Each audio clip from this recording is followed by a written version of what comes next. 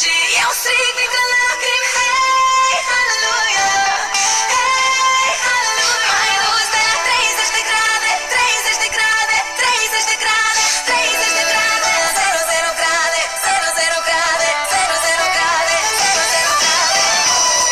Prea multe n-ar fi de zis, nu poți reaprinde un foc ce deja s-a stins. Ca în zilele și nopțile de vară, erau 30 de grade și în noi, dar și afară. Stai așa, acum este fric și vântul bate. Stai așa, e sub 000 grade. Știi că vremea trece, dar oamenii nu se schimbă. Tu de ce ai vrut să mă schimbi, să te uiți la mine ca în oglindă?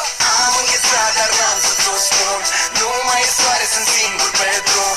Nu mai merg și-aș vrea să te sun. Dar dacă ai răspunde, n-aș ști ce să spun. Un gest dacă ai face, aș ști că acum ai schimbat viitorul și vremea din jur. De la 00 grade, la 30 de grade, 30 de grade, la 30 de grade. Era cald, acum e frig, cerul plânge și eu strig printre lacrimi. Hei, haleluia, hei, haleluia. Mai dus de la 30 de grade, 30 de grade, 30 de grade, 30 de grade, 00 grade, 00 grade, 00 grade, 00 grade.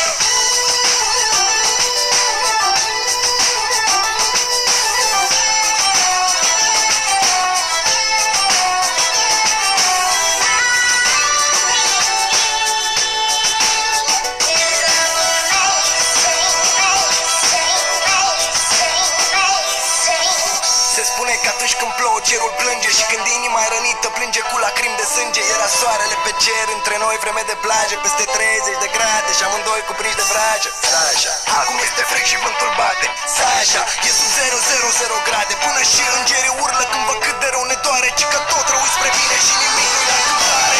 Am înghețat, dar n-am să ți-o spun. Nu mai e soare, sunt singur pe drum. Nu mai am